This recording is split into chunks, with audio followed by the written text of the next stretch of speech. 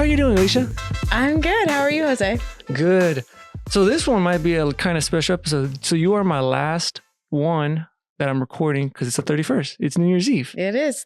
I'm honored. That's great. That's exciting. How many have you done so far? So far, yesterday, I just uploaded episode 90. Her name is Carly Hurd. So she's the assistant dean at the business school.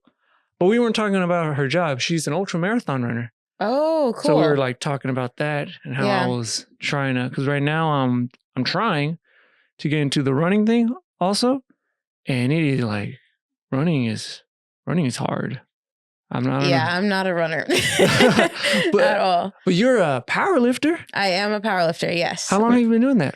I would say unofficially I've been doing it for probably 3 years, 4 years, but officially I've been doing it for about a year and a half. So I lift in the USA PL. So that's USA powerlifting. I last year was in USPA, which is a little bit different, but now I actually lift under a federation. Whereas the first year or so, I just lifted on my own kind of, and just did the Wellness Center Liftathon, which was super awesome, which is in April, and everybody should sign up for that, for the Special Olympics. But yeah. How did you get into it?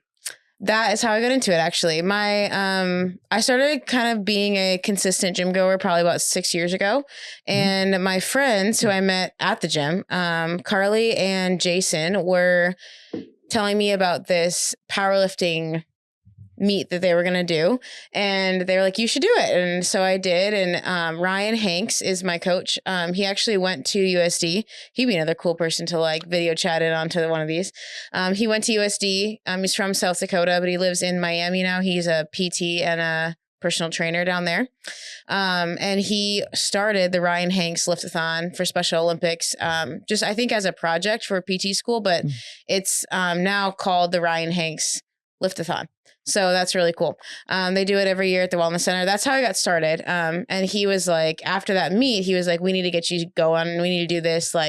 You are really strong. Let's, push forward in that. And I was a little hesitant at first. Probably took me a year and a half to be like, okay, yeah, I'll do this again.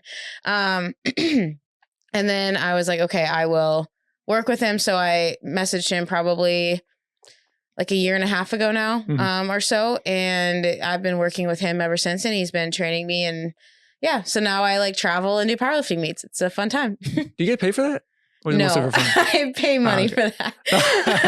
I do not get paid, but it's a fun time. I mean, it's worth it. I think even just to have something kind of what you're talking about with ultra marathon running, to have something to work for, I think is always a really good thing. It's kind of your New Year's resolution or whatever. But I think always having something that you're working at and working on and bettering yourself in some way, I think is a really good thing. And so that's my way of doing it in this season of life. So that's cool. Yeah. Cause I'm familiar with the powerlifting sport because I did it before. With y'all, it should be the same thing.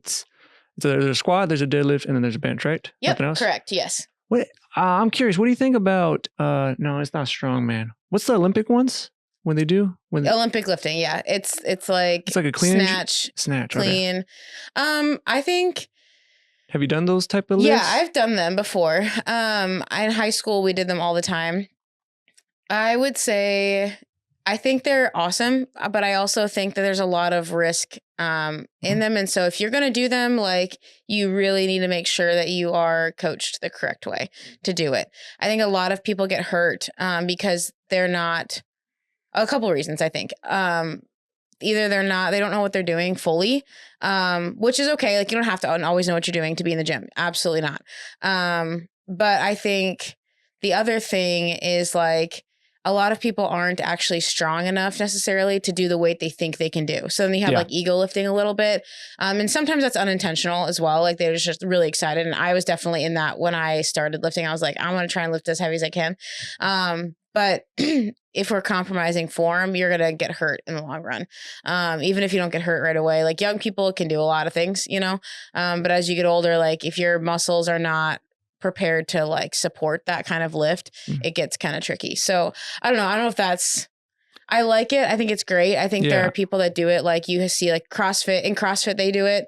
Oh yeah, they do that. Mm-hmm. So CrossFit's like that mix, which is, I mean, in the name CrossFit, you know, like the mix of like distance running and sprints and like powerlifting and strongman and Olympic lifting. It's like all in one, you know? Yeah.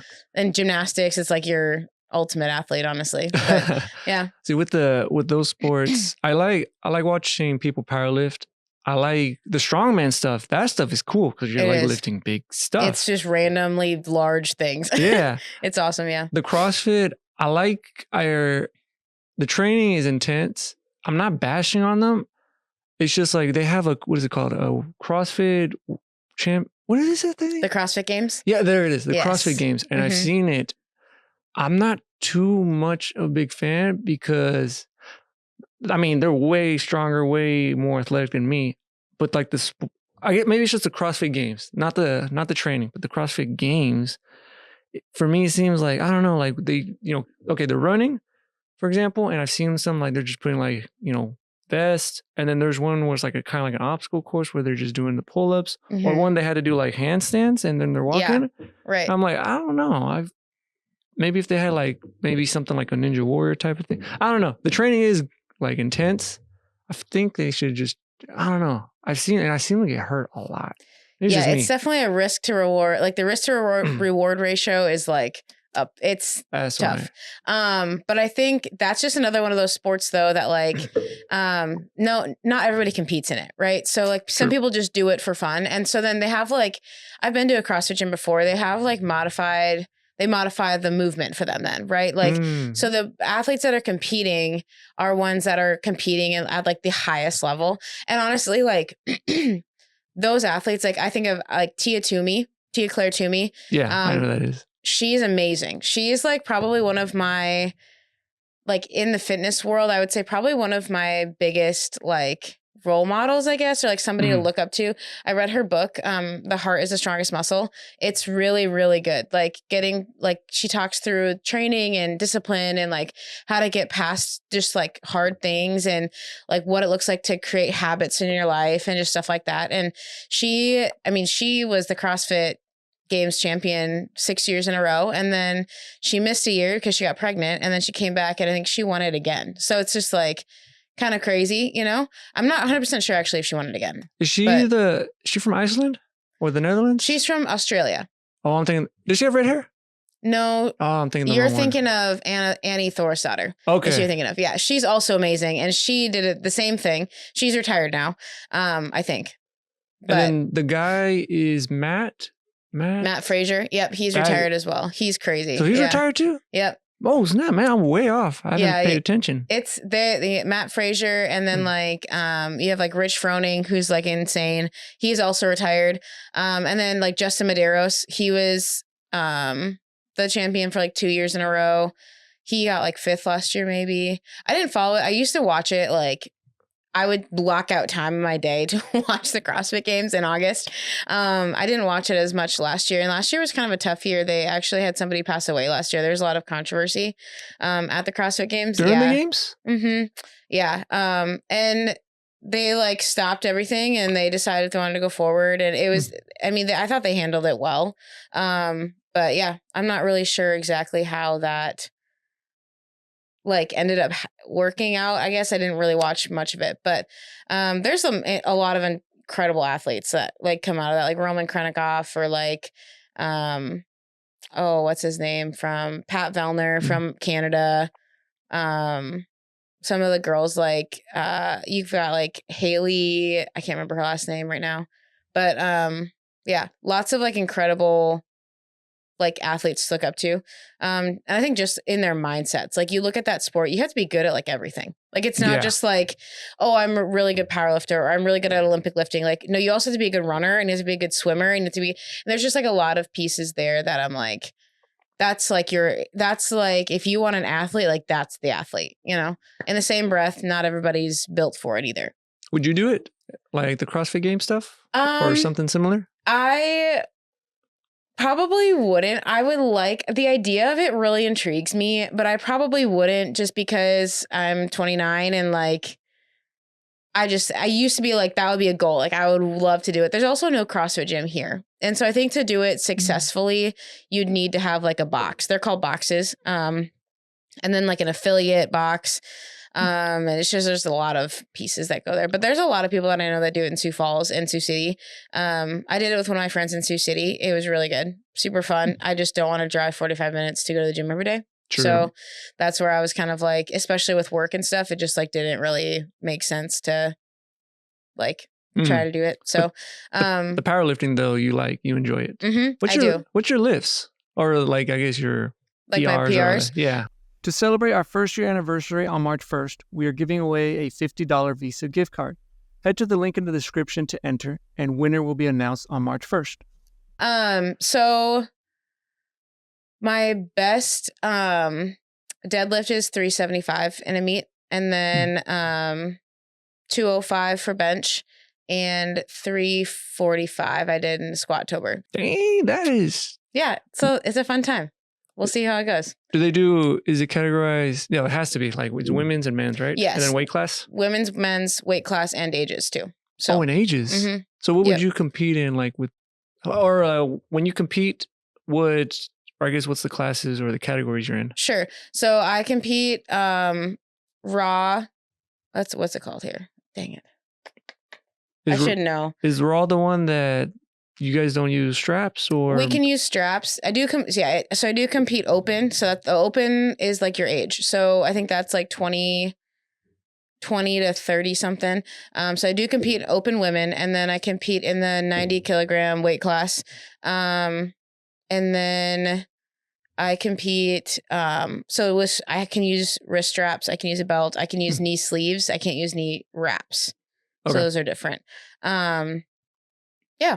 So for the most part, I can do like, I can use most things. It's just kind of, there's different rules for each affiliate and stuff like that. So I just kind of have to figure out what my new, like this year I'm doing USAPL. So that's different than USPA. So I will have to like read up on the rules and stuff for that. But yeah. Oh, snap. Is there like a goal or something you want to do with that? I think I just like pushing myself. I coach, right? So I coach volleyball. And I always tell my athletes, like, you have to work harder than be the hardest worker in the gym. You have to be the hardest worker here. You have to have a goal to set. You have to like be disciplined, be mentally tough, like all these things. And I guess I do it more so to like model that for them, that like, I'm not asking you to do something that I'm not willing to do myself. And I think that will look different for everybody. Like for me as a 29-year-old single person, like it works. Like I can compete in something, right? Mm-hmm. For like somebody who's, you know, a mom and like can't maybe necessarily do something like that, they're still disciplined just in a different way, you know? And I think that's just something for me, like this has kept me in the gym. That's something I've struggled with in my whole life, is just like being healthy. And this is probably, I'm 29 and the healthiest I've ever been, I would say. So I think like being in there has kind of been, as far as a goal, like, yeah, I would love to like deadlift over 400 pounds, or I'd love to, which I do think will happen this year. I think I'll hit that this year at some point. And then I'd love to bench 2 plates, you know. Yeah. I think that would be sick, you know. But I would love to hit like 375 for a squat, would be awesome, you know. And so, but we'll see. I think that like I've learned that there's a lot of like loving the process, not just the end result. I have a meet in like 5 weeks that I'm going to compete in Appleton, Wisconsin. And my coach, I signed up for it kind of late. My friend was like, hey, I want to do this. Will you do this with me? And I was like, yeah, absolutely. Like I love doing stuff like that with people. I think it's just fun to just encourage people like that. And so she was like, hey, will you do this with me? And I was like, absolutely. Sounds great. My coach was like, we don't have a lot of time. So we don't have a lot of time to prepare for it. So he did tell me, is like, if your numbers aren't where you want them to be, like, don't let that get in your head. Like we have the whole year, like, and I'm kind of sitting here like, I'm going to hit them. Like, you know what I mean? Like, I want to have that like drive, you know, that like piece that's like, this is what I want to go for. This is how I'm going to get there. Like, this is what I need to do. And I think that's kind of like, I guess why I do it. Yeah. I guess it's just to have something to drive me forward, I guess, in that way too. No, that's good. I was going to ask about what did your, I guess, I don't know about fitness journey, but like your whole I want to say your whole life. Because with me, it's very similar. Like right now, same thing. Like I'm 29 and I feel like I'm the healthiest that I've been. Because when I was a kid, I was, surprisingly, people don't know it, I was like a very fat kid. Like since I would say like elementary school until athletics started 7th grade. Yeah, until 7th grade. And then when I hit 7th grade, I signed up for athletics. I wanted to do basketball. I didn't know you had to do football. So I was like, okay, let's do football. And then that's when we had the football practices. And after that, they did, we ran a lot during the off season. Then there was a track and field that started building, then baseball and this and that. Then after that, after high school, I started going to the gym. Well, actually during high school, it was the first time we did weightlifting. And for some reason, I don't know why, I think I'm the only guy that benches like, I have like the weakest bench out of every single guy. Every guy likes chest for some reason. I can't do it. But it was the first time when we did squats. We didn't do deadlift, or they didn't know how to do a deadlift or a good deadlift, but we did squats. And squats were amazing. I don't know. It felt good because you can lift more squatting versus a bench. Right. And I loved it. Then after that, I started hitting the gym. Then I had a cousin that did bodybuilding. But then I think he transitioned to just more kind of close to the powerlifting thing. And then I started taking that one more serious, and then this and that. So I've been going up and down. But how has your journey been like that? Yeah, I think it is just like you said, it's up and down. Like, I think that's kind of how life goes, I think, too, like with different experiences and different things that you try to do. I grew up in a small town, North Dakota, a very successful sports school, I guess I would say. Like athletically, like our school was known for being good at stuff. And so I was doing like, they called it biter ball, which was like small little kids basketball. But I would say that I was overweight as a kid, like as a younger kid. But I was always interested in that stuff because my parents were, and my dad was, and I just loved it. Like I didn't do it for my parents. Like I did it because I loved it. Like I loved competing. I loved being a part of things. I'm a people person, stuff like that. And so I did sports growing up, did basketball, volleyball, track. Track was probably my favorite one because it was just me. I liked that. Like I could push myself as hard as I wanted to go. My 7th grade year, I did the junior high season, and I also got to go to some varsity meets, which was awesome. Cool. I was a thrower. I wasn't a runner. I was a thrower. And that's when I started. My 7th grade year was when I started lifting. They had just built a big new wellness center at my school. And so we got to lift. And so my coach made lifting programs and stuff for us. And so I've been lifting since I was 14. Oh, snap. Okay. And honestly, before that too, my dad had a little home gym in our basement. And so we had a bench that could the racks, if you flipped it around, could be a squat rack and a bench. And we had a pulley system. We had a curl bar. We had a lot of stuff down there. My dad is a big, to this day, he's 6'4", probably 250 maybe, but he's the guy's rocked, he has a manual labor job. And he just loves being active. And so to this day, he still goes to the gym every day. I just talked to him yesterday and he was like, I'm going to go to the gym after church. And I'm like, sounds great. But sweet. I would say, so my journey kind of has just been, I've always been overweight. Mm-hmm. Even in high school, even with lifting and throwing and doing all that stuff. I think even I will say this, food addiction is real. And it's a piece I think that I struggle with the most when I was younger. And I used food as a coping mechanism to move past some other hard stuff in my life, which I probably won't get into that as much. But I think I used food as a coping mechanism to I guess make myself feel better about just because there's other stuff going on in my life that was tough. And so I overate a lot. And so I could never keep up. Does that make sense? Yeah. I would work out still and I'd do the gym and we'd work out as a team and I'd do all that stuff. But then I would eat too many, or bring in too many calories. So it didn't really do anything. Right. And so went to college and kind of similar thing. I just kind of did my own thing. I started lifting probably my junior year of college. I had some friends on the basketball team at my school. I went to Mayville State University in North Dakota. Go Comets. And I had some friends on the basketball team who I worked with in the summer at like the college. I did like maintenance in the summer. And so I like cleaned stuff or like, shampoo carpets, move stuff around. It was a manual labor job and I liked it. And my friends and I we all worked at the college. We just worked different jobs, but we all worked from like 8 to 4. And then we all said, okay, at 4, we're all going to go to the gym. Yeah. And they're all basketball players. So they had to lift anyway. And so I got into the basketball, like to the athlete gym, and they just let me, because I cleaned it. So they were like, yeah, I guess you can use it. You clean it. So it's fine, you know? So they let me into the athlete gym with them and I started lifting and it was awesome. And I think like I was surprised because I didn't realize that I could move weight like that still. Or like, I just think I was strong in high school, but like not even close to as strong as I am now.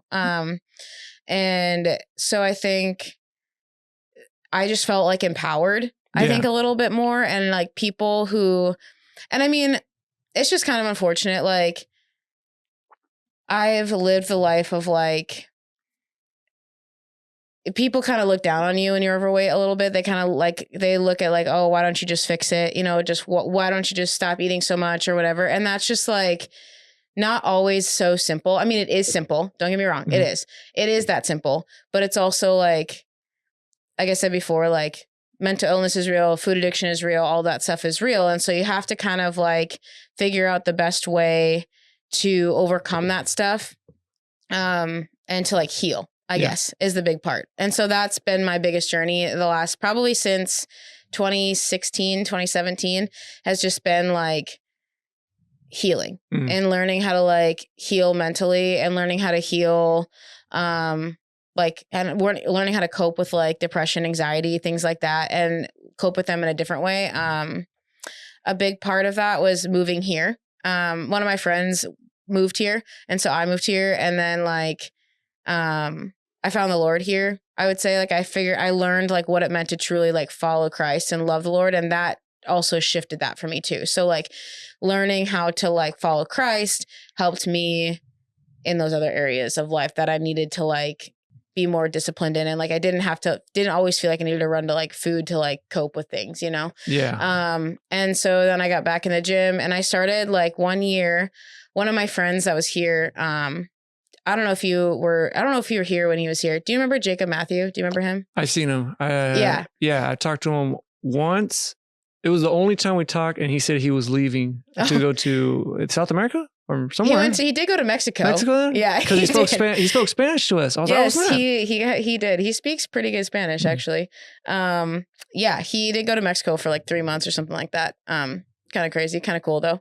But he played football here. I met him like the first weekend I came here and just became really, really good friends with him. The guy's like a brother to me, which is awesome. And we were talking about fitness at one point and he just like kind of in the best way, like I let him too, like, but he just kind of like became one of my biggest encouragers in that and was like, never looked down on me, never like asked me like, well, why don't you just like, whatever. He like, just like listened and understood. And his mom actually is a certified personal trainer and she like helps with posing for like bodybuilding. She was a bodybuilder, like kind of crazy stuff like that. And just like all these, the crazy part is just these little pieces kind of that came together, you know, and just like the Lord was super good in that. And she's a believer as well. And so he actually gave me her number and I just talked to her for a while and she just like talked me through a lot of different nutrition things and like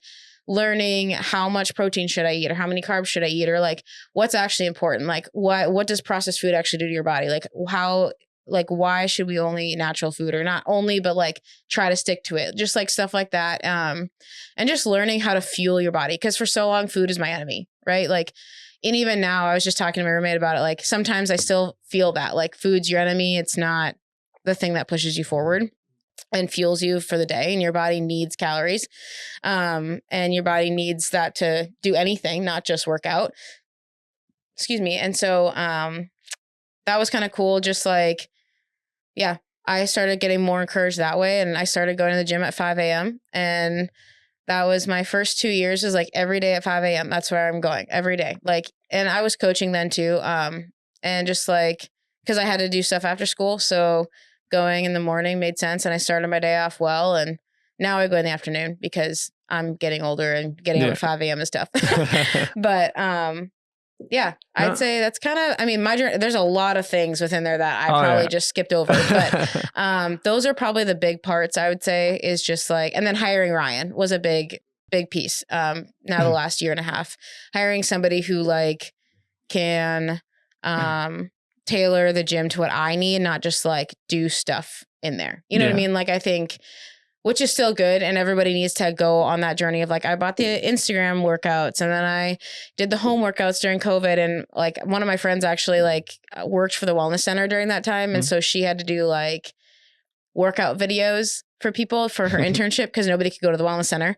And so that was kind of fun. We did that. And just like the Lord though was just really good in like providing me different like checkpoints and people along the way to keep pushing me toward, I think being more Christ-like, even with the gym, you know, I think like you can be more Christ-like in that way too. So. Yeah. See, wow. You had, or you have and had a very like great support system. And now I'm jealous because I wish I had that, because I'll open up a little bit. Yeah. I feel safe, like a little safe space. I haven't talked to anyone about it since I moved here to South Dakota.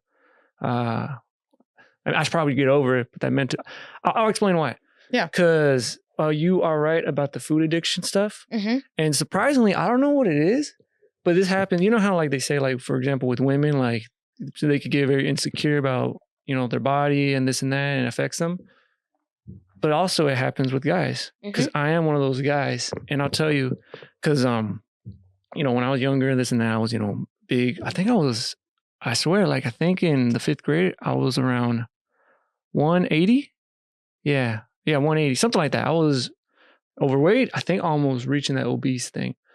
But I remember like always thinking when I was a kid, I'm like, man, why am I like this? How come I can't look like my cousins, like thinner? And then I wish I had the support system, because the worst thing is my family, not my parents or my sister, more like extended family.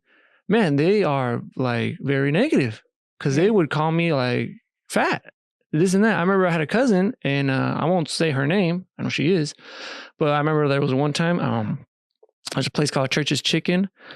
They had these things called jalapeno poppers. It was the first time I ate one, and we got some, and I was like, this is great. And then the next time we went over to their house, they were going to go to Church's Chicken. I was like, hey, can you bring me that jalapeno poppers? And she was like, wow, you fat ass. And I'm like, wow, I like the positivity they get, man. But that stuff, I swear, it traumatizes you as a kid. And then I would be like, man, how do I lose the weight? I cannot, because I didn't know about the fitness, or I didn't know this. This is still kind of when YouTube, internet started popping up. And then I remember one time it would happen every spring break before middle school. When it's spring break, I would be like, man, I will lose that weight. I could never do it. I just didn't know how. And especially didn't help.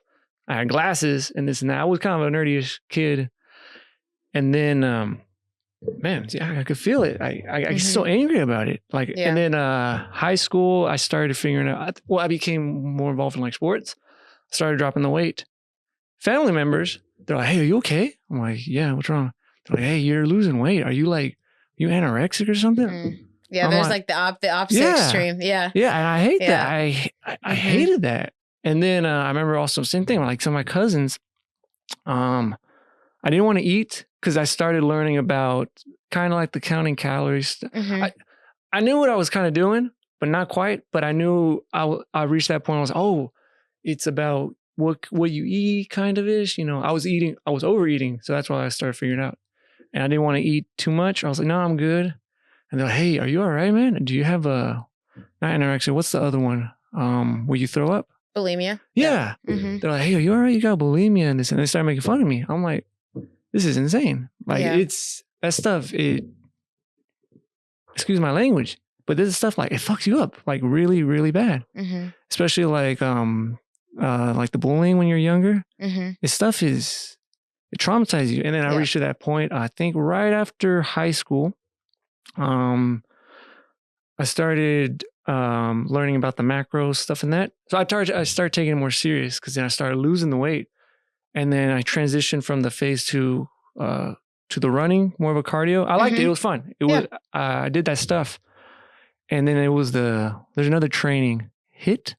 Oh, yep. HIIT training. Yep. High intensity interval training. Yeah, that stuff was fun and I liked it. And I remember marking because I would, in my whole entire family, I would count calories. They would say, "You're insane. Quit doing that."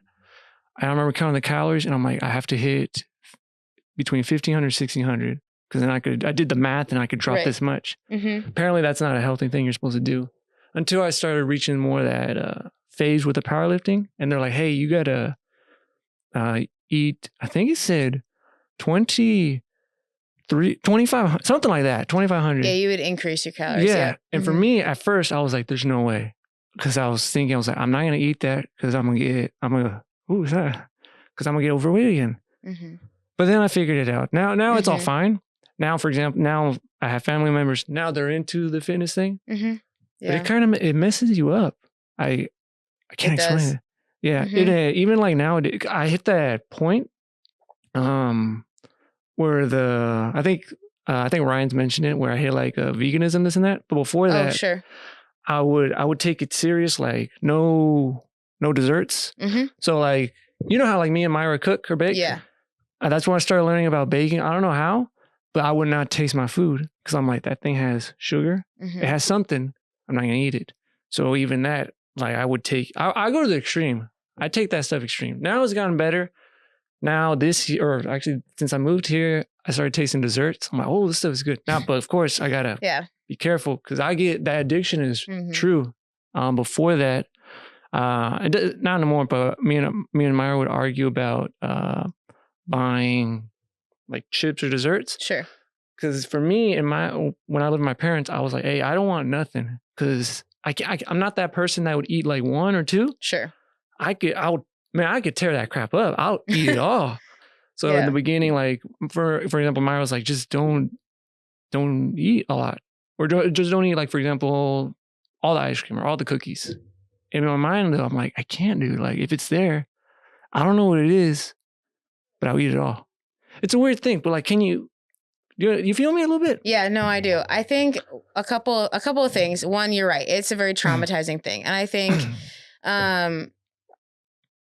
our society has kind of, I mean, don't get me wrong, like I was unhealthy. And I'm going to like put that out there. Like I was unhealthy and I have still some unhealthy habits. Like I think that's something that everybody has to an extent, right? Everyone's bodies are different. Yep. And so everyone processes food differently.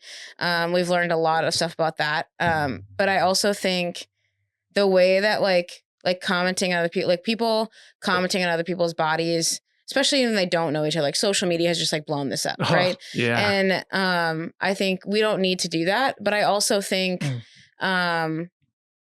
it's important to be like aware of where you're at and what, like to be real kind of with yourself too, of like, okay, what's healthy, what's unhealthy, and what is it for me that I need to do? I think like I grew up too with some of that. Like I had some like people would comment on my weight, or I had some people tease me when I was younger, and just things like that. Like, and I had some like jokes. I mean, people make jokes all the time, right? Yeah. Like, and even I make jokes. Like, part of it is like you almost make jokes toward yourself so that it doesn't hurt as bad, you know?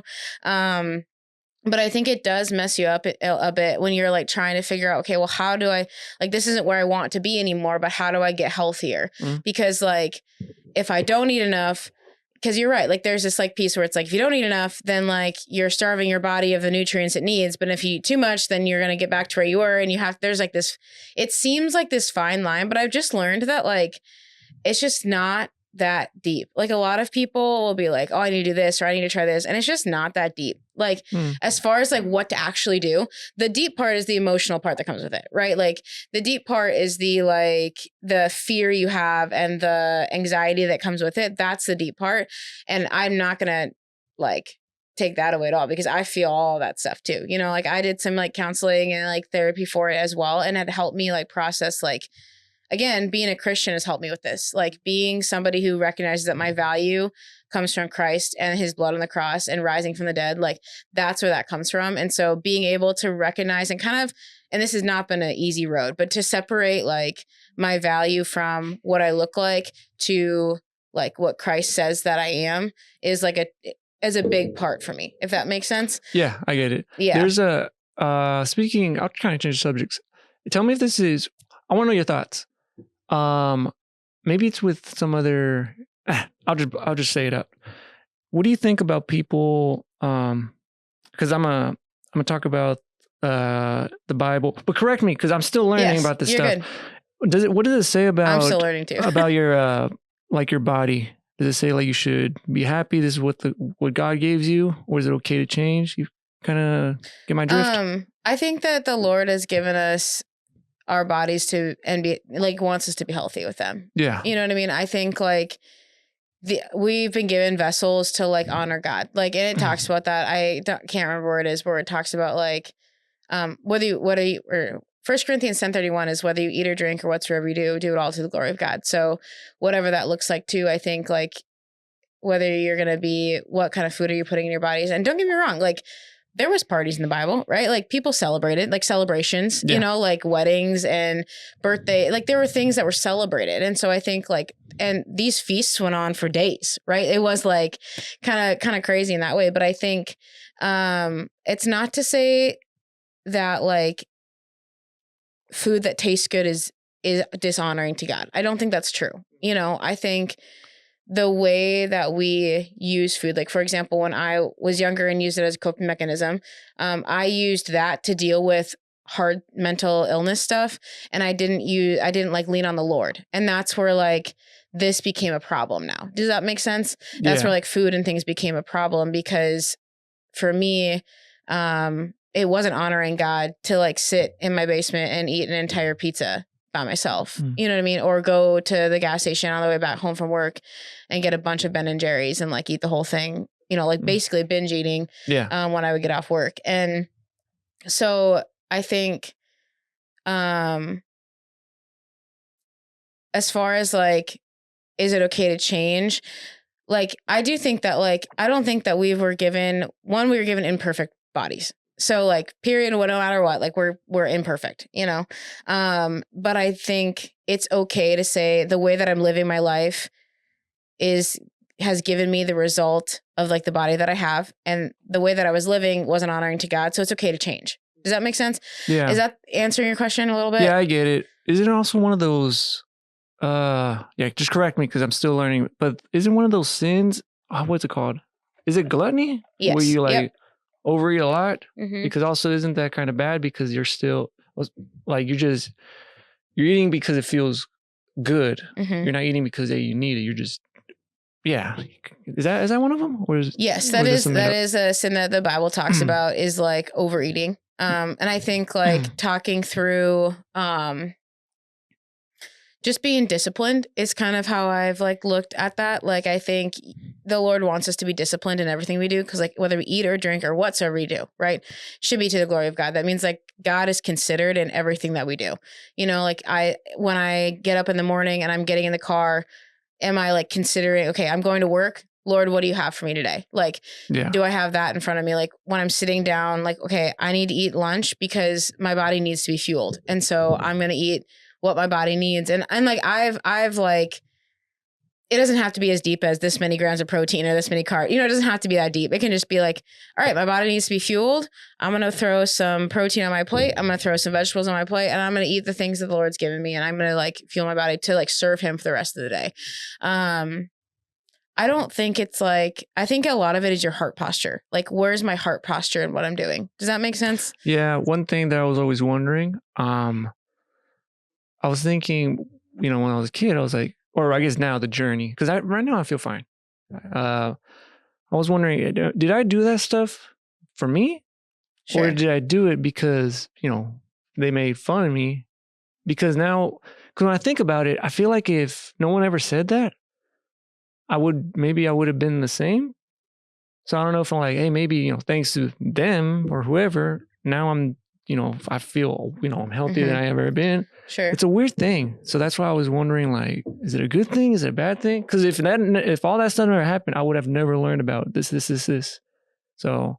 Well, one thing that I've learned is like, you're never going to miss what God has for you. And so if God can use absolutely anything, like God can use, bad situations and choices to draw people closer to himself.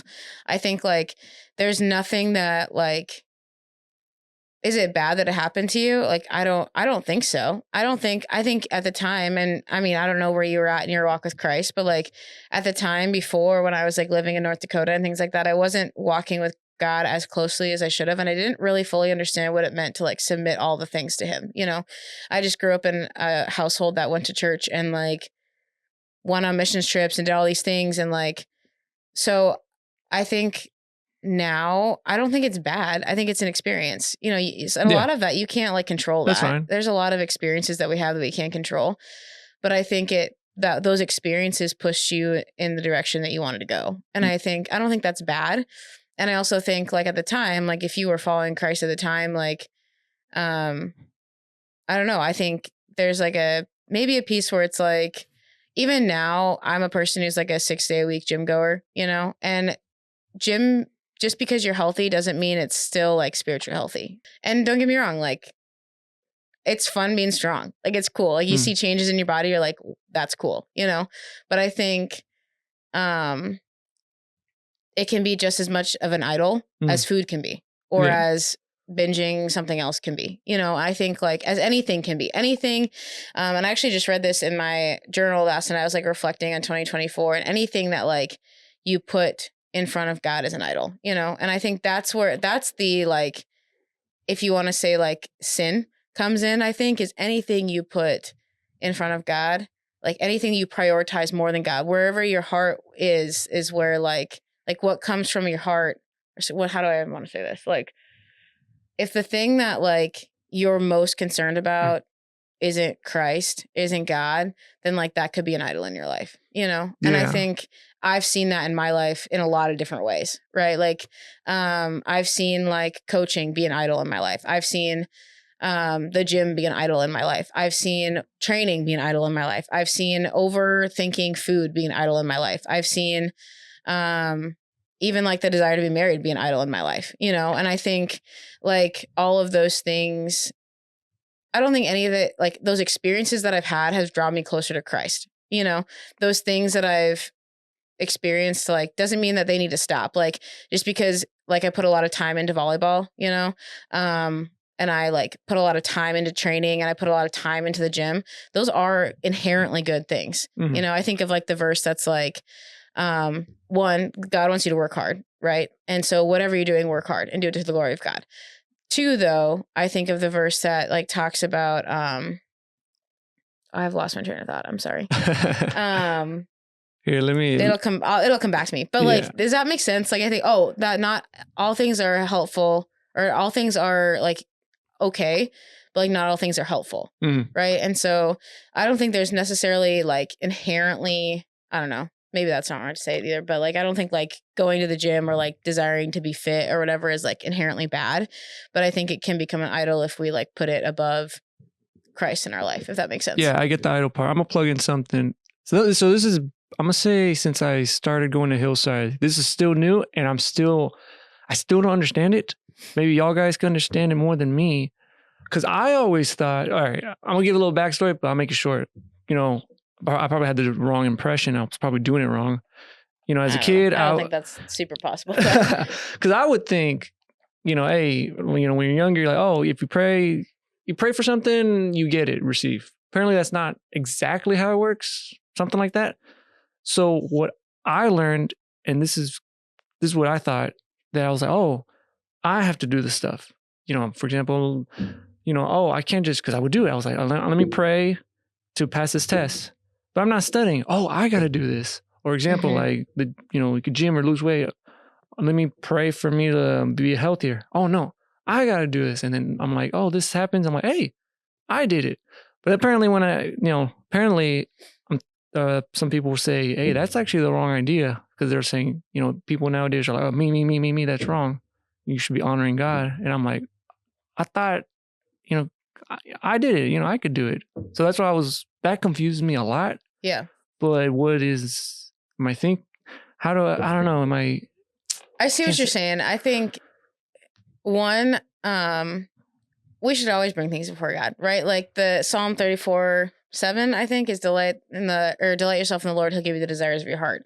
Now, in delighting in the Lord, this is something actually that I've thought about this year a lot. Like delighting in the Lord means just like following him and being in his presence and sitting with him and spending time in the word and prayer and listening for what the Lord has for you and honoring him with your life and pursuing righteousness, right? In Matthew 6, it talks about pursuing righteousness. And that's like our biggest, like our highest calling is to pursue righteousness, right?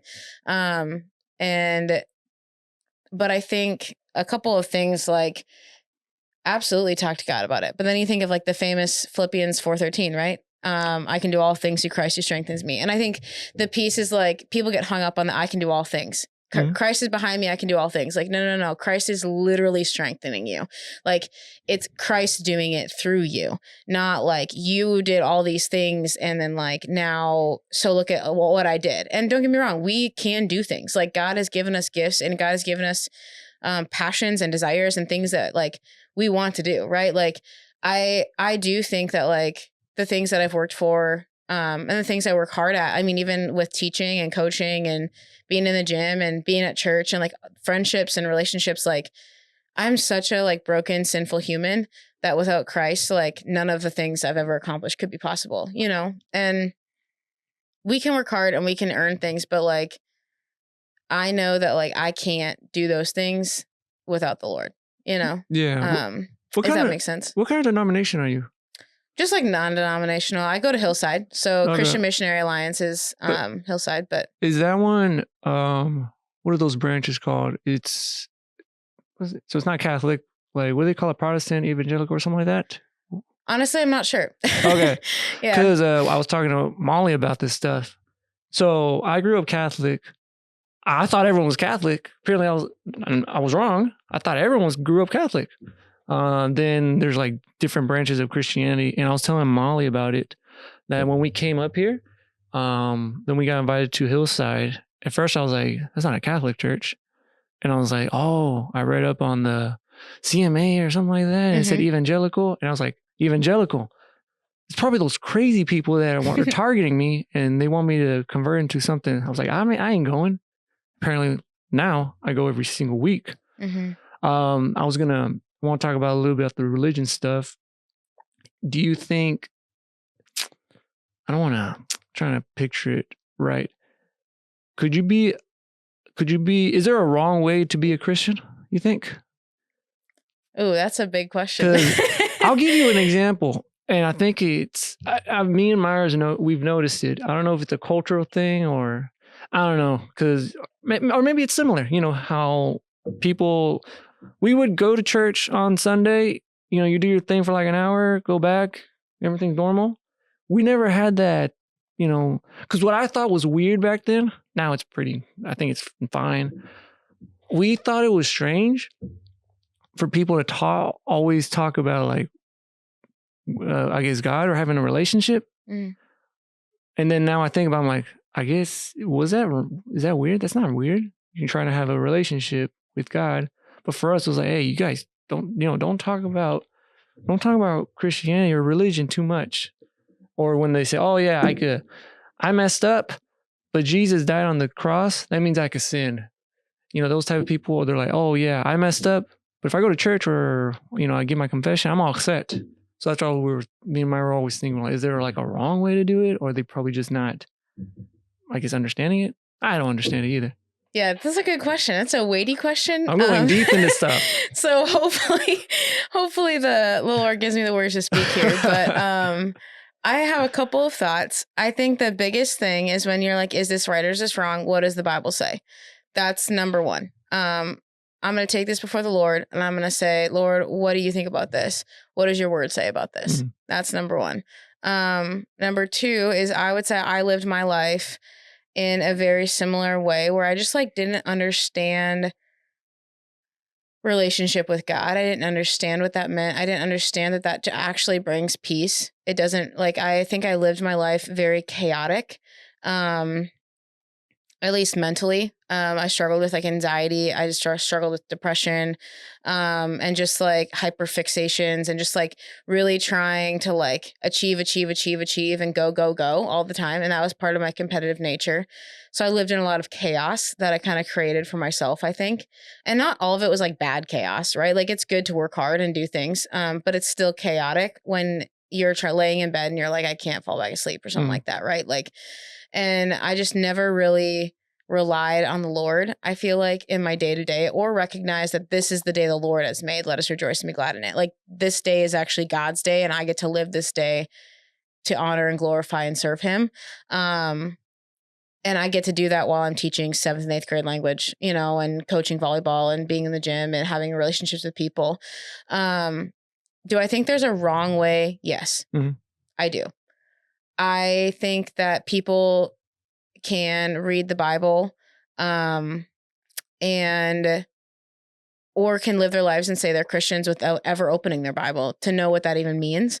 Being a Christian is hard. It's weighty and it's uncomfortable. And people, if they truly like following Christ, is truly like a very, very, very difficult thing to do. Yeah. It's not something that most people would probably willingly necessarily choose if they didn't understand fully what it meant. You know, we all have our flesh in us that like wants to live like the world and wants to live comfortably and wants to do what gratifies the flesh, right? And I do think there is a wrong way of doing it, but I do think, again, that comes to your heart posture and like, one, are you in the word? Are you in prayer?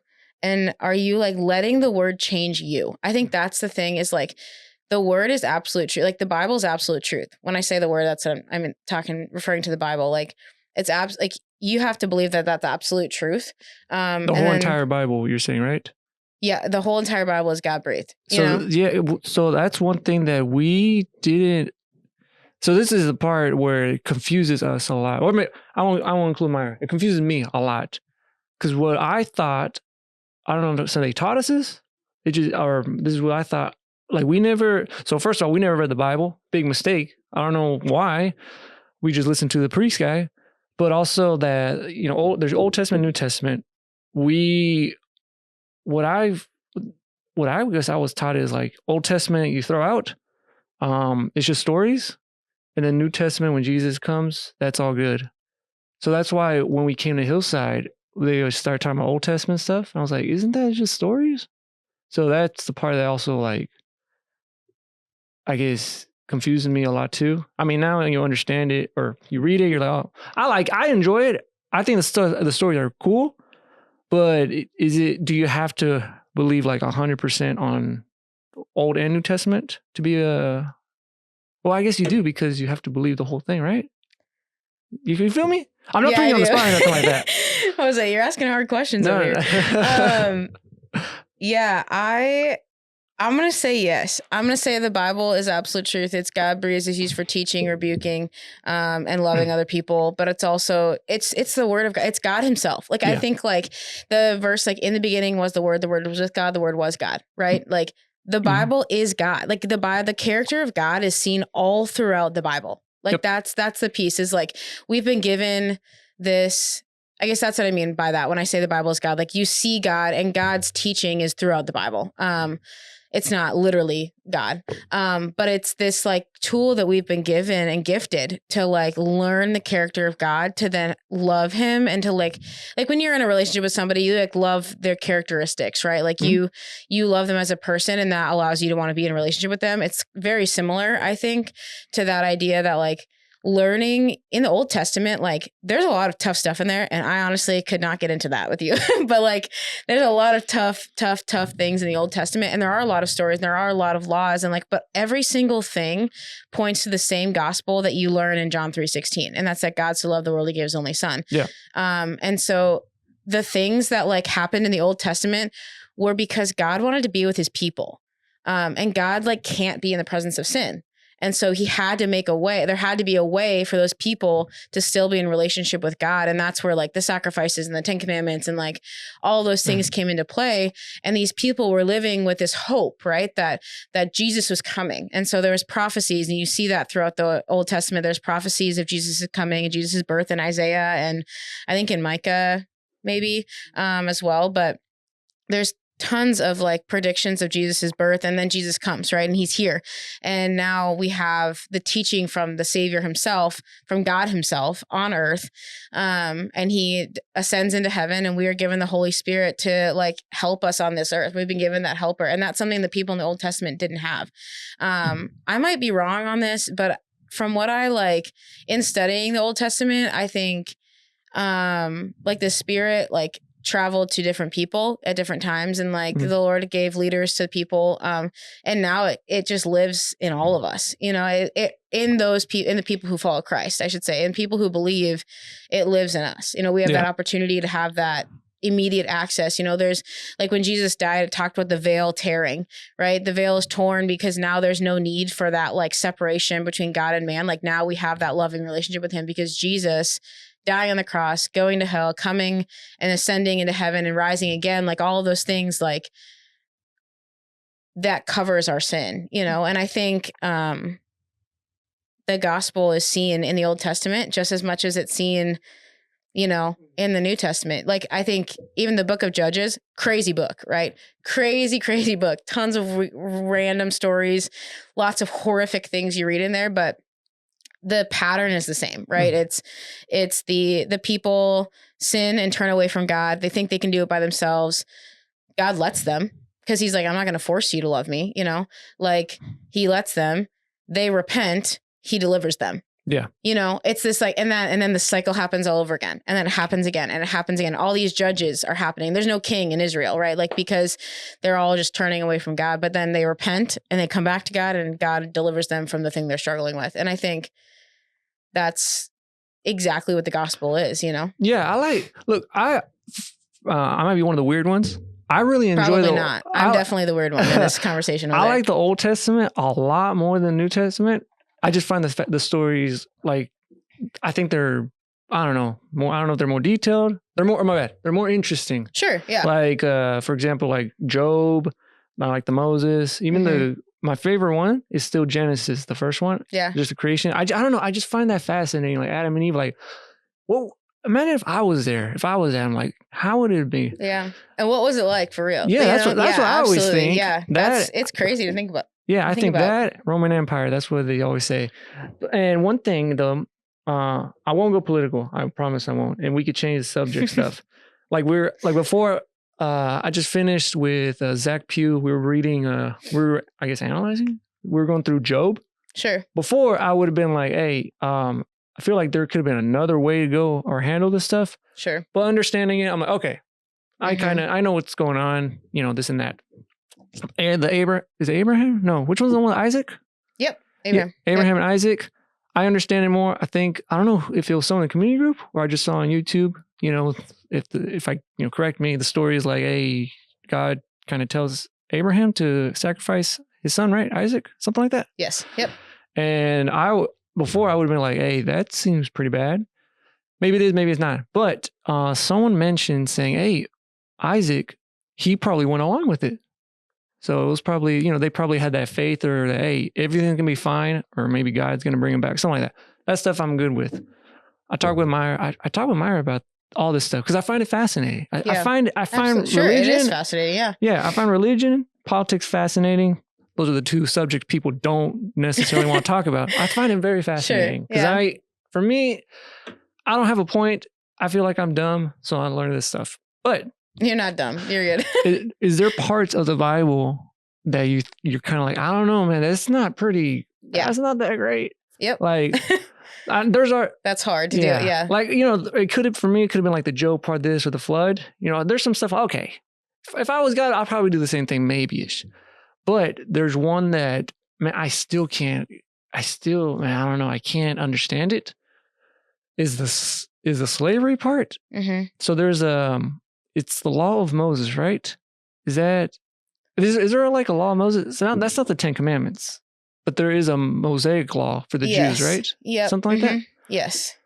Now, that Mosaic law, is that... So God gave the 10 Commandments directly to Moses, right? Yes.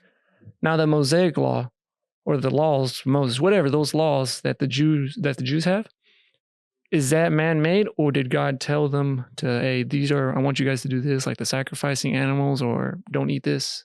Those are, I think they're God-breathed. I really can't speak on it as much. I haven't studied it as much as probably I should have. But I don't know all the answers to that. There's a lot of things in the Bible that are hard. You know, they're hard to swallow. They're like, man, I can't get past this. And like, I understand that for sure. Like, I think, like, why did we let this happen? Like, why is this happening? Like, why am I reading this in the Word? You know, and I think something that somebody told me, and Robbie says this too, Pastor Robbie, he says that like some things, I think Pastor Robbie says it. Maybe it's Jonathan Pokluda. That's possible. Shout out to Becoming Something. But they talk about how the Bible is sometimes prescriptive and descriptive, and like how it describes things that happened, and then it prescribes what to do next. This idea that like there is moments in the Bible where like things are being described to us that are absolutely horrific, you know,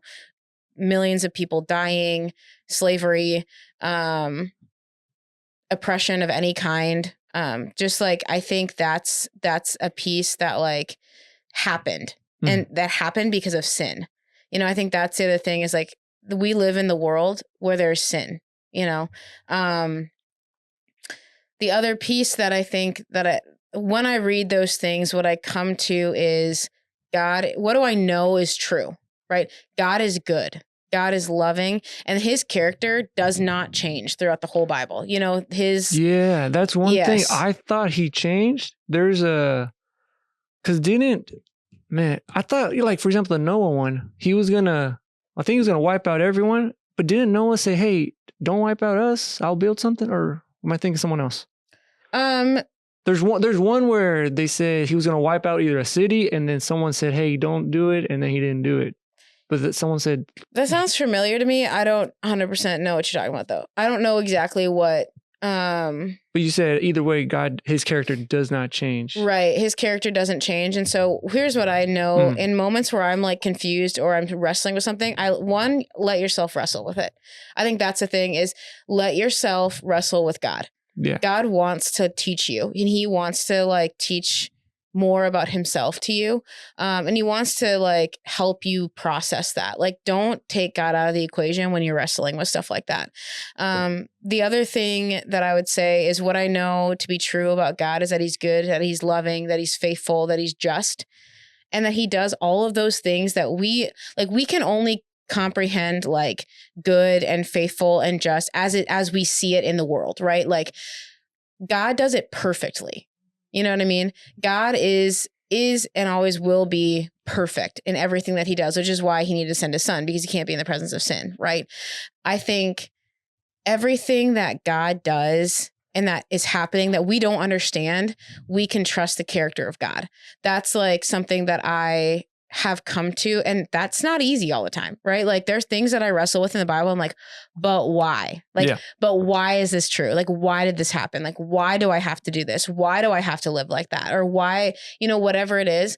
And I come back to every time. It's just a humbling experience, because I come back to it. I'm like, Alicia, like, who do you think you are sometimes that you think you know more than what God does?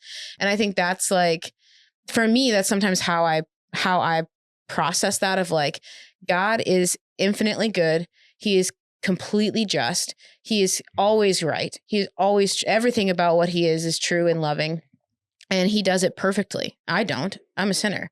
You know, I follow Christ, but I'm a sinner. Yeah. And I make mistakes every day. And so I think to myself, like, why do I think that me, a sinner who makes mistakes all the time, who doesn't always love well, who is not always fair, who sins and makes mistakes, who hurts others unintentionally, and let's be real, like, we've all hurt somebody intentionally before, right? Like, I think what a blessing it is that I serve a God who does everything perfectly. And I can trust that, and I can lean into that when I don't understand. Doesn't make it easier to not understand, you know, but it helps process it. Yeah. And I do believe that God teaches us. How do we know that what does it say that he is perfect? I hear that all the time, but where, like, how do we know? How do we know that? That's what I always wondered too. It's probably a verse that I haven't read, right? Or I think we know that because the word says it, I'm not actually sure where in the Bible it talks about it, but I do know that the word says like he needed, like he is perfect. He is good. He is just, like those are all things, and it's all over the Bible. I just can't think of a specific spot for you right now. Because going for like, I'm gonna go more philosophical now. Sure. Because we mentioned that God doesn't change character, or he doesn't change his character, but if he wanted to, could he? Because he is God, right? And if he did, it'd be perfect. Oh, snap. I think like that's the thing. Like if he did, like he won't, I do. I'm going to Google this right now because I know that the verse that I'm thinking of, and I don't want to butcher it.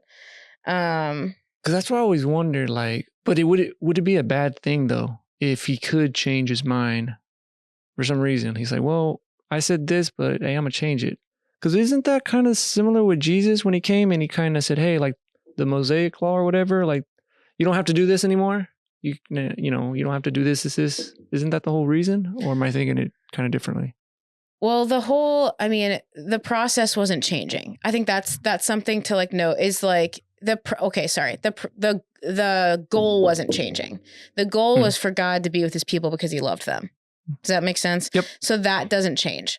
The Mosaic law was put in place so that there was parameters of like what was good and bad and what was honoring to God and what wasn't. And these are different ways that we can be approach God once we've like done these things. And now it's like, okay, if you confess with your mouth that Jesus is Lord and believe in your heart that God raised him from the dead, you'll be saved. And that's Romans 10:9. That's right from the Bible. And so I think that's the piece. The goal was never shifted. The goal never changed, and there was no plan B. It's not like God created the world and was like, all right, hopefully they don't sin. Like he knows what's going to happen. Like there was no plan B. Like going through this was always the plan, and I think it's just for us, because I think God knows that we're humans with this like, very small like capability of like this very small bubble of understanding, right? Like in comparison to what God knows and understands, like I read this in an A.W. Tozer book one time where it's like, God is a cup, right? And what we know about God is like an atom in the water. It's not even like a drop of water itself. Like we know, like what we know in there is like the tiniest molecule, whatever it is, like an atom of water or something. I don't even know if that's right or not, but whatever. The smallest particle in that cup is what we know about God. And there's so much more than what we don't know. And that's just like a small way. And that doesn't even do justice to what we don't know probably about God, And so I think when we talk about like, could God shift his character? I don't think he will. No, I think like he's unchanging. I have sense. This in my head. I'm just trying to find it, what it is. It says in Malachi, it says, I am the Lord. For I am the Lord, I do not change, Oh, okay. That's it. Yeah. And in multiple spots, I think there's like some spots in like Hebrews, James, where it talks more about that. I think one, as a Christian, you have to choose to believe that. You have to buy into God. And I think when you read the word, that becomes easier. You're like, all right. Like, I think about even coaching, right? You walk into, I just became the head coach of a volleyball team, right? Awesome. 2 years ago. And I had to walk in there and be like, okay, what do I want to be true about my program? And the girls had to walk into the gym and say, I trust Coach Loiland. Like, I trust her. And I'm not trying to compare myself to God at all. But what I am saying is like, there's this piece, you walk into this life of Christianity and to decide, like, am I going to trust you or not? And what do I know about the character of God? And as I buy into it, as I like read the word, and I learn something new every time I read the word, and I've only read the whole thing once. It's not like, I know people that every single year have read a Bible front to back for the last 40 years. They've read it 40 times, and every single time they learn something new. every single day they learn something new, because God, I think, is just so loving in that. I think, like, again, he has infinite wisdom. He's unchanging completely, and just like, he loves his people and he wants his people to be closer to him. And I think he proves that throughout the Bible when he creates these different ways for him to be in the presence of people. Like the tabernacle, the purpose of it was he wanted to be in the presence of his people because he loves us, you know? And I think, that goal has never changed.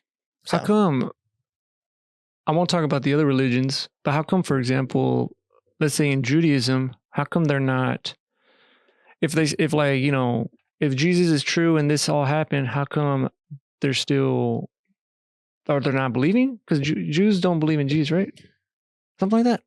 Honestly, my mom would have a better answer for that question for you. She's really been interested in studying that lately. I am not 100% sure. So I really can't answer that with like a... Or what do you think, or why do you think still most people aren't like Christians, or they just don't believe in the Bible? What are your thoughts on that? Why do people not want to? No. How come they're not? How come like 100% of the people in the world, they're not all Christians or believing in the Bible? Yeah. Why? So your question is like, why do people choose not to follow God? Well, I don't know if it's not choose, because some people are born into it. But sure, let's say choose, because now the Bible is accessible to people. But how come there are people that just don't? I'm going to argue that point. Okay. I think everyone has to choose. Mm-hmm. I think everyone has to choose to follow Christ. I don't know that you can be born into it. For example, if we were to think that, like, for example, was born into a Christian home, right? I went to church, did all those things, but I still didn't choose God. You think about like, I think, and the reason I didn't choose God is because I wanted to live for me and I wanted to live for myself, and I wanted to do what made me happy, and I wanted to do what like brought me satisfaction and what was comfortable for me. And that's a common thread. And it's still something that people do. Like, what do I want to do today? Right? That's okay. There's nothing wrong with that. But I think there's like this piece now that I follow Christ, and like, I think about coaching again. I'm going to bring this back because like the Lord has sanctified me so much in this job, and taught me so much about how much I need the Lord because of it. And in teaching too. I think about coaching and teaching. I've wanted to be a coach and a teacher since I was a kid. And, I found when I got the job at Elk Point, as a teacher, and I was the assistant coach for 4 years. Like when I got that job, I was like, I've made it, right? This is awesome. I'm so excited. I love this job, but I realized quickly how I can't do this job by myself. It's exhausting, and in the best way, right? Like I love my job. I love teaching kids. I love the relationships you build with children, and just how like you get to like have a bunch of friends at the same time. Like, yes, there's discipline that comes in there. There's standards and there's all of that. But like, you just kind of get to watch these kids grow up into little adults. I currently, my seniors this year were my seventh graders. My very first ever group of seventh graders are 18-year-olds now. And I've gotten to watch them grow into like little adults, and I've been so impressed by just seeing where they've come. But I think, I've realized quickly that this job can take a lot out of you. And it can, in the best way, again, like I love teaching, but it takes a lot out of you. And I don't think that that's like a bad thing to say by any means, but I've learned that if I don't like spend time with the Lord, if I don't just surrender this job to him and say like, hey, Lord, like, what do you want to do through me today? Like when kids like do something and it makes me angry, or when it like how, like controlling how to respond to negativity, things like that, like controlling and trying to be the most Christ-like that you can to the people in front of you. I think like I had to choose that piece of it. Does that make sense? And because I chose Jesus, I still find joy in what I do, and I'm happy in what I do, and I'm doing what I want to do. I don't think God like wants to like take away the things we love and the passions we have and the joys we have. Like I still do the things I love to do. You know what I mean? But it's even more so I find joy in my life because of Jesus Christ. And so I think the temptation for the world is like, the message of the world is like, get rich, be successful, be fit, have a family, like all, and none of those things are inherently bad, but like without Christ, there's not joy there. You know, I think that's the piece. You know, there's happiness and joy are different, you know, and Hillside's been talking about that a little bit, but happiness is fleeting.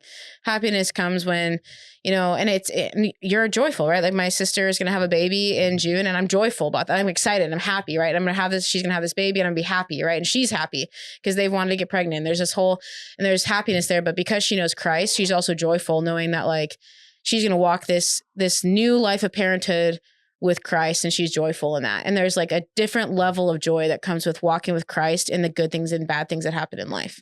Okay. Yeah. I'm gonna ask you one last question because we've been talking for like an hour and 60 minutes. What for you?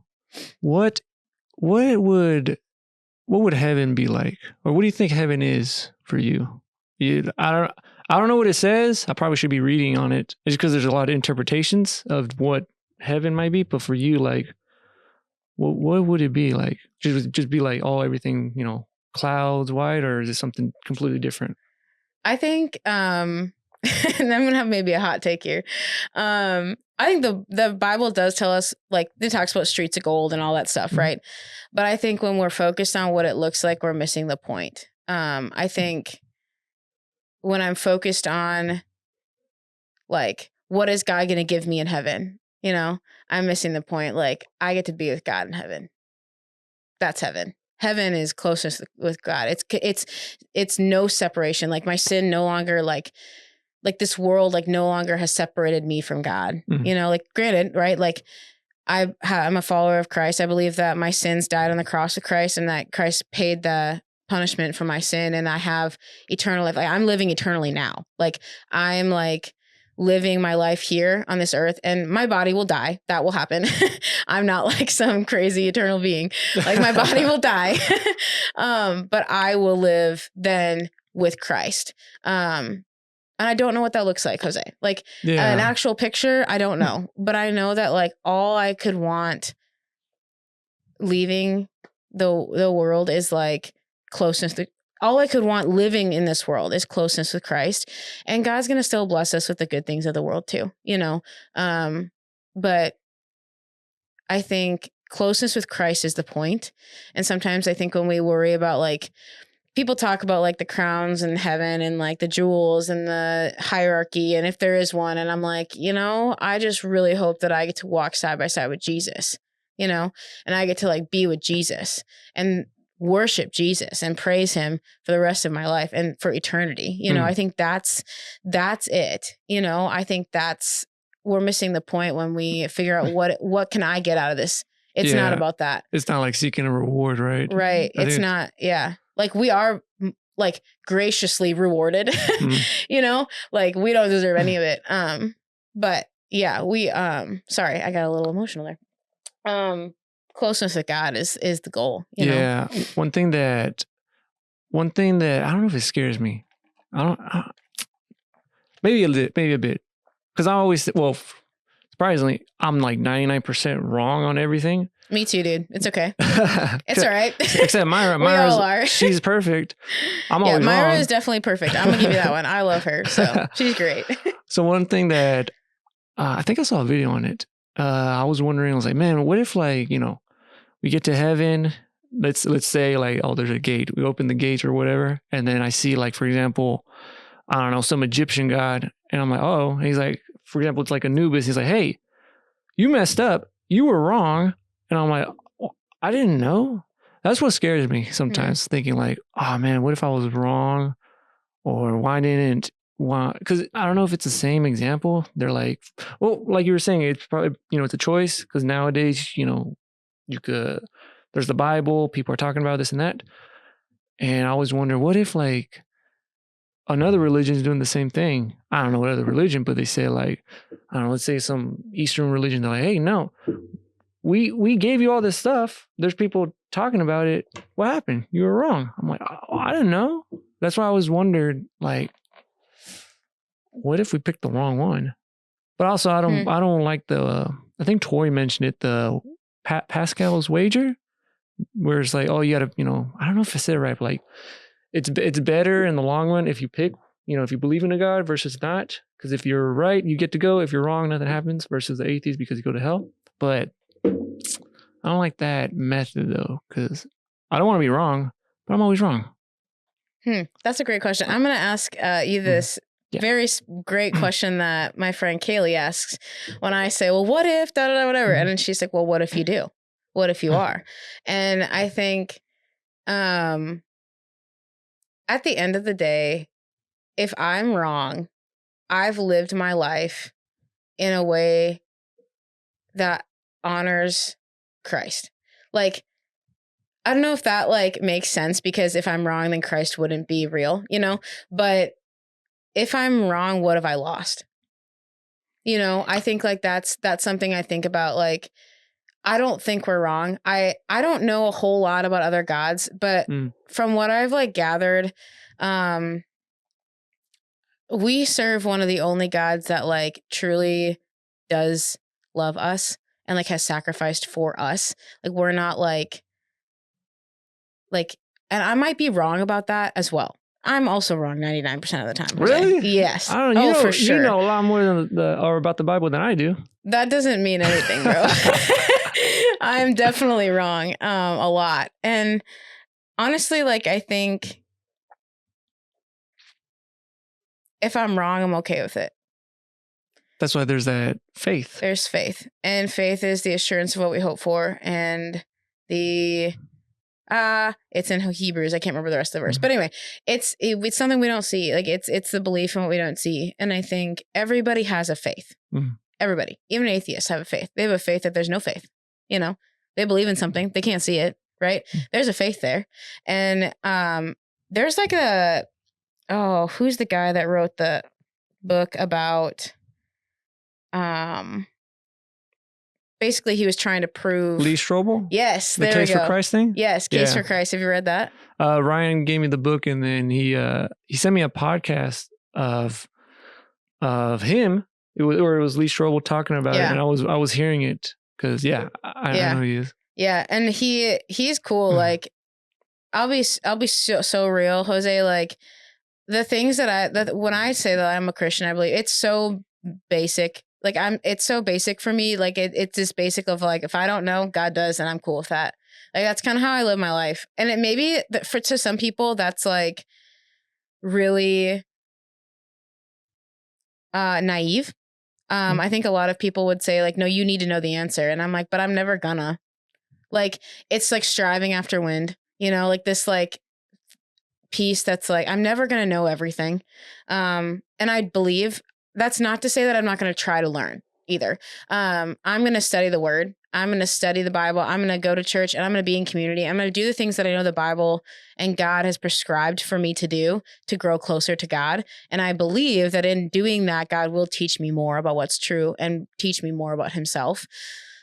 I don't know the answer to that one though, Jose. Like, if we're wrong, then what? Like, I don't know. I'm okay with it. I feel like I'm okay. If I'm wrong, I'm okay. Like, living this life in faith that like, because I'm living a life believing that I'm loved completely and perfectly by a perfect God, you know, who decided like, hey, I love you so much, Alicia. I'm going to send my son to die for you.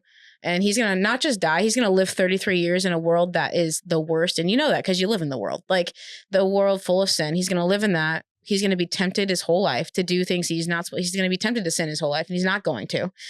And he's going to have, like, gone through everything and every pain and every suffering. And on top of that, we're going to crucify him, which is like the worst way possible to die. And then he's going to rise again and be with me. And then you can have eternal life. Like, and you can have life with me, and you can have closeness with the Father. And like, part of me is like, yeah, like you can sit here and say that that's not true or that isn't true, but I'm not going to do that. And I'm not going to sit here and, you know, like, I'm going to believe that because I'm like, wow, like that's incredible. That's an incredible story. You know, that's an incredible thing to believe in. And man, if I'm wrong, all right, I guess I'm wrong, you know? But yeah, I don't know. Does that answer the question? Yeah. That's what I like the part about the faith though. Yeah. Because sometimes, you just don't know it. And I guess, hey, there's that faith. Hopefully. Yeah. But I like the inspiration. Yeah. But I gotta let you go. All right. It's lunchtime. I gotta pick up Myra. But I do want to thank you so much, Alicia. Yeah, thanks for having me, Jose.